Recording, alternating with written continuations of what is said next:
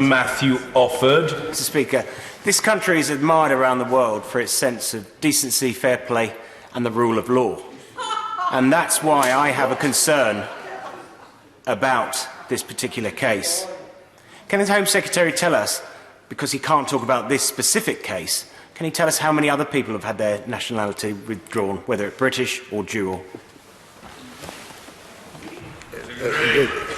Thank you. And I can tell my honourable friend, he's asked me how many other people have had their nationality withdrawn. I mean, again, it's worth pointing out, again, I know I've said it, but I don't think it can be said enough, it will only be done in situations by Home Secretaries where they would have to be satisfied for themselves that it's conducive to the public good, and by taking that action, that individual would not be left stateless. As I said in my remarks at the start of the urgent question, since 2010, it's been used more than 150 times, but that doesn't include, that number doesn't include, I don't have the number before 2010 at hand, but it has been used by successive Home Secretaries prior to 2010 under successive governments.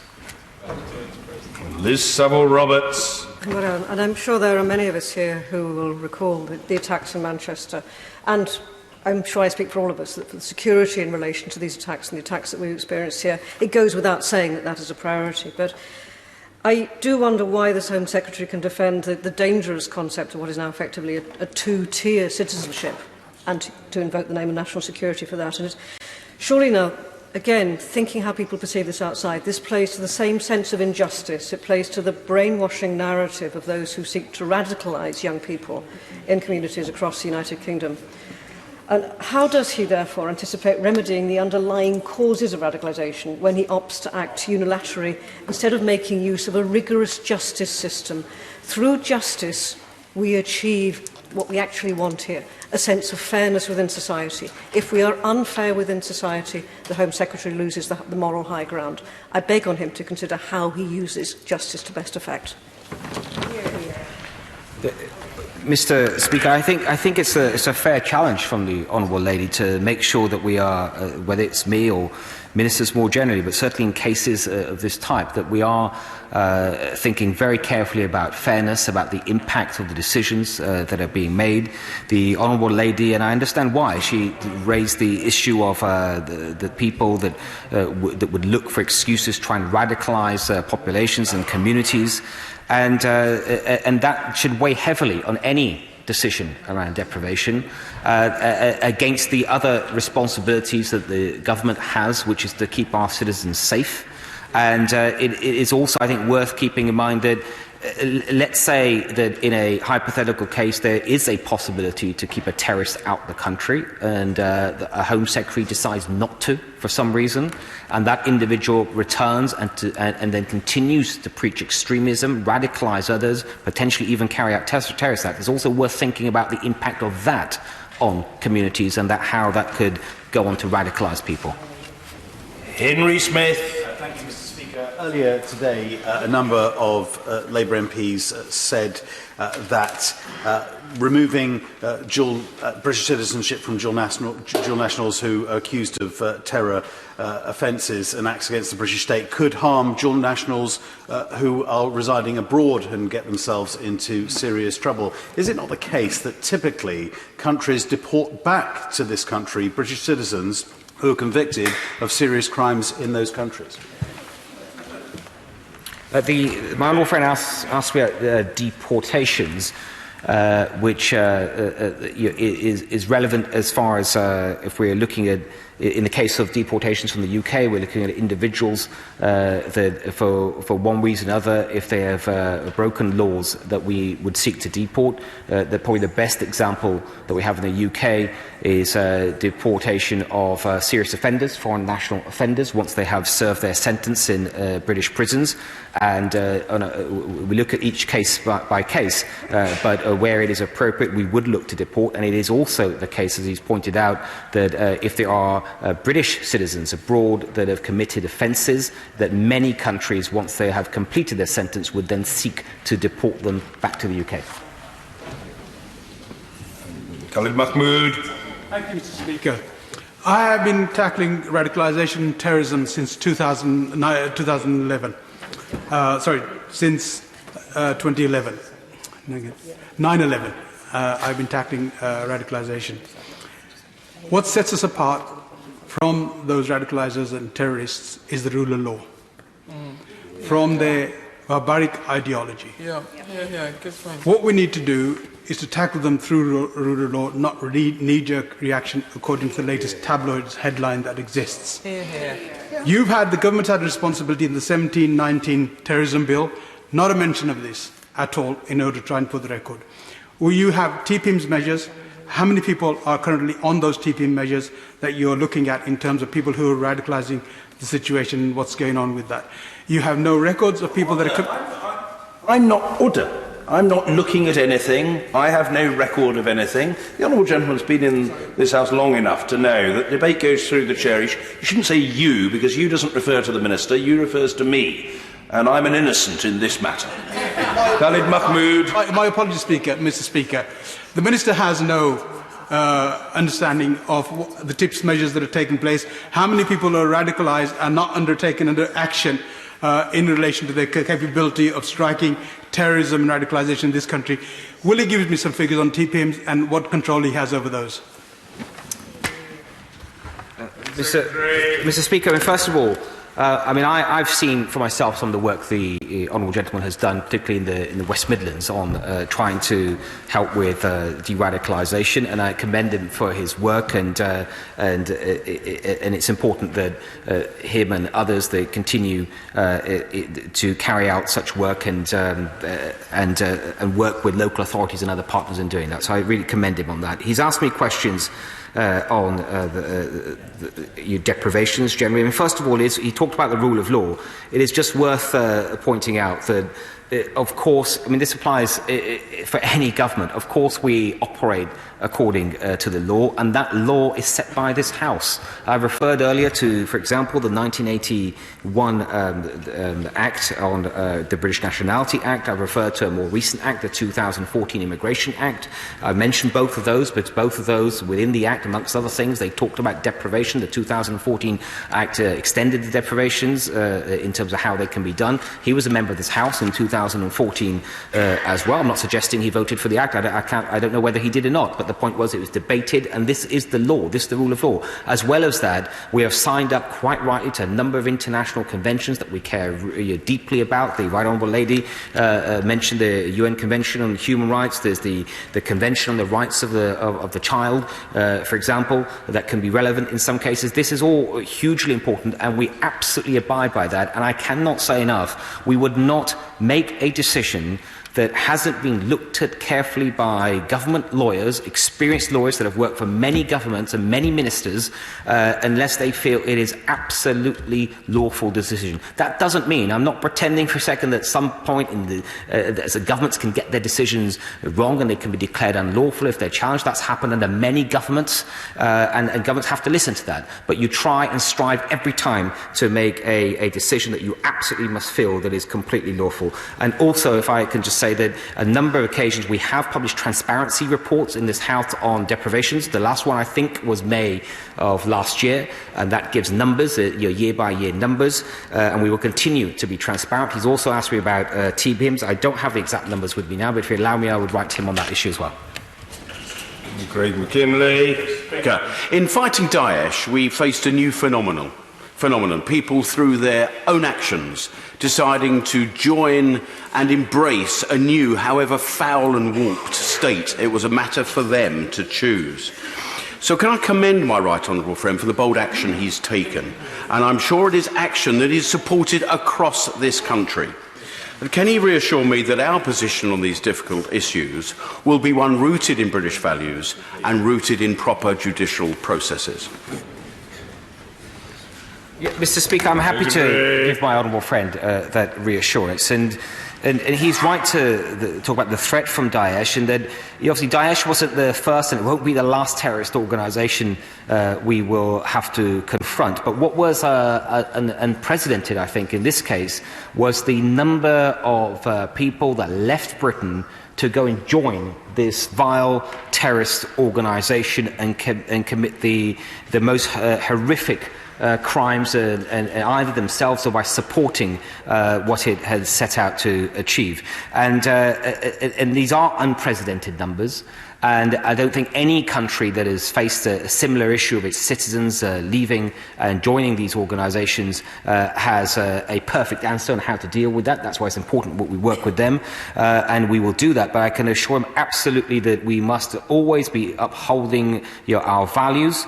And absolutely, as I was just saying to the question before him, we're making sure that every single time that we are acting properly and at all times within the law. Thank you, Mr. Speaker. The actions and words of Shamima Begum are reprehensible and almost undoubtedly illegal. But we are not to know, because the Secretary of State has rejected due process and the law it is his duty to uphold, and instead chosen to treat British citizenship as a privilege accorded to those he agrees with. He is also abandoning our responsibility to pursue and prevent terrorists made in Britain, and in the process ceding the moral high ground to President Trump. Do his actions do justice to Britain or to his own political ambitions? Mr. Speaker, the Honourable Lady, I've had some dealings with her in the past, and she's a wonderful woman. And I think that she's a lot better than that question. That's not really, I think that's probably some kind of whip's handout or something. That's not her. And she, the important part of her question, of course, is that, and I think a lot of this has already been answered during this urgent question, but I'm happy to say so again. Of course, we must make sure that at all times that we are being both fair, we are acting morally in the right way, and also lawfully at all times. And as I said, when it comes to such important decisions as this, they cannot be taken lightly. They have to be weighed up against the facts very, very carefully, and they should only be taken when all other alternatives have properly been taken into account. Hugh Merriman. Thank you, Mr. Speaker. The Home Secretary has an incredibly difficult job because he has to keep the interests of the public in this country paramount and safe. But in this country, we have a fine tradition of not exporting our problems around the world. We have a tradition of trying to solve problems around the world. So can I ask the Home Secretary, does he consider that we have sufficient powers in this country to ensure that people that come from abroad who may pose a risk are contained? And if he does he also consider that it may be worse off for humankind if individuals who do have problems are exported to other parts of the world, but they don't have such safe containment laws as we do in this country? Mr. Speaker, my honourable friend asked me about whether we have sufficient powers. I mean, at all times, it is right that we keep the powers that we have under review, and if we feel that things need to change, and that change can be brought about, of course we would bring that to this House, as we did very recently with the Counter-Terrorism and Border Security Bill.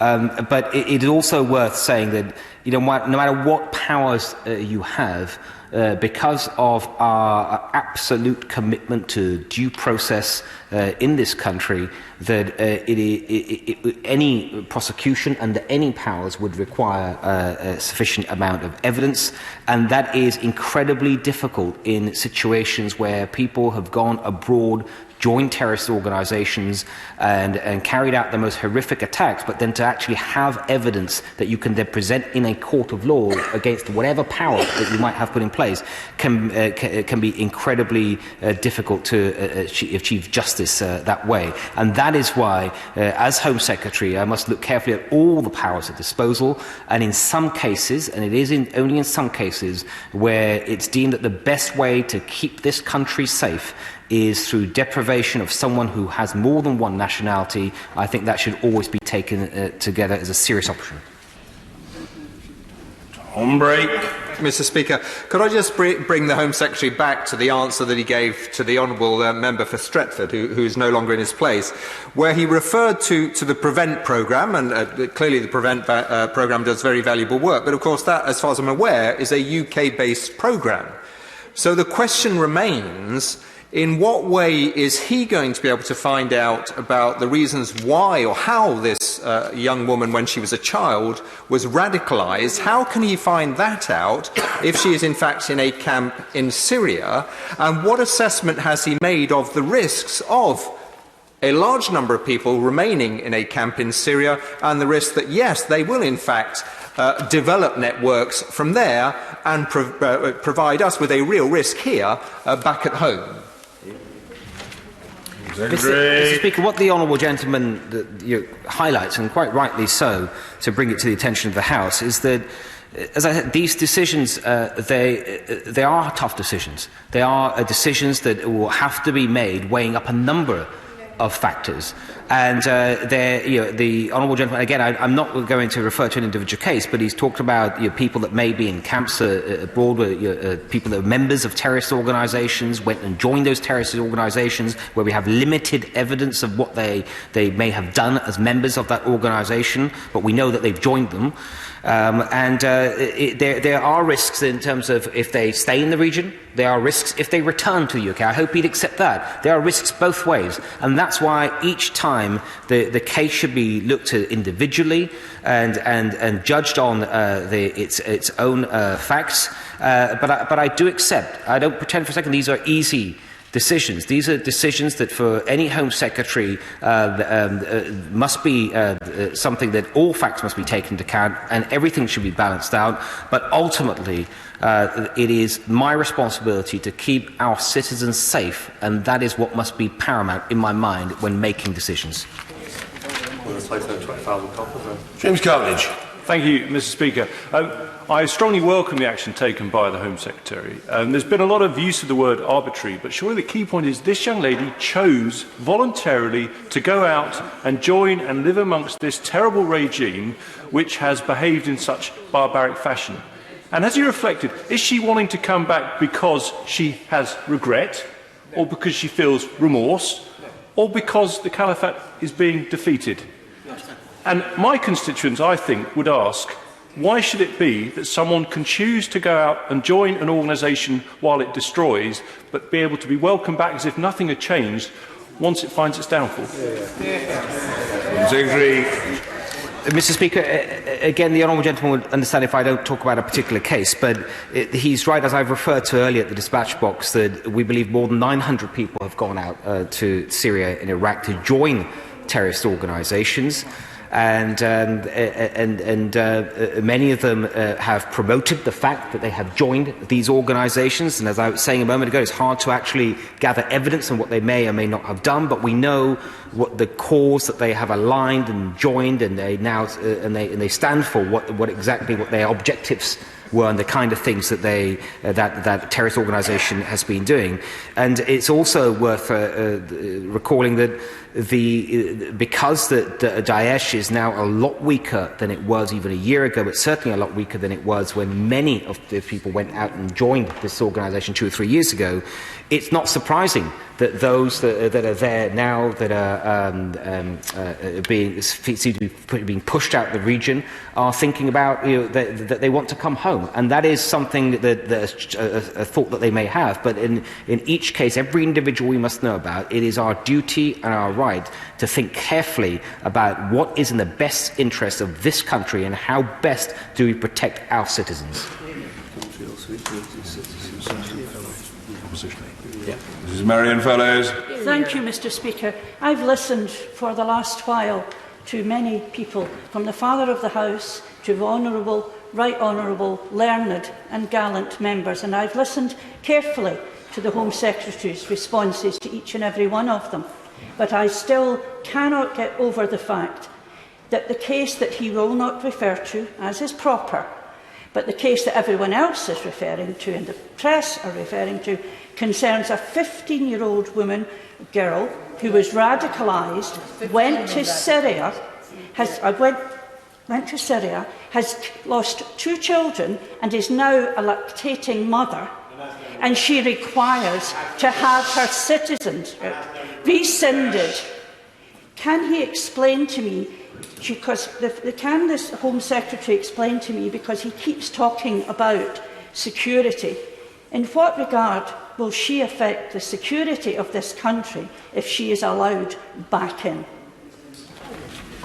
Secretary. Well, again, Mr. Speaker, and I hope the Honourable Lady will understand, I cannot talk about an individual case. I know that she recognises that, but let's talk where individuals, where it's self-evident that individuals have voluntarily left this country, joined a terrorist organisation for a number of years, been supporting that terrorist organisation. I think it is self-evident why that individual may be, actually why that individual is a risk from the fact that they have joined a terrorist organisation. And as I said a moment ago, some of the acts of this organisation are there for us to see. And therefore, hopefully, the Honourable Lady can understand why such individuals could be a threat to this country if they return to this country, and where I have proper reason, based on the facts that are put in front of me on each case, and it should be done on a case-by-case basis, that the best way to protect our national interests, and in particular the security of people living in the UK, is to exclude someone from re-entering the UK, then that is a decision that surely has to be the right decision. Oh no, we've not got to points of order yet. But if the right honourable gentleman wishes to pose an inquiry, having consulted his scholarly cranium, he's welcome to do so. I wanted to raise a point of order, Mr. Speaker, and I'm very happy to wait until you feel that is the right time to do so. I seek your advice, Mr. Speaker, now or later.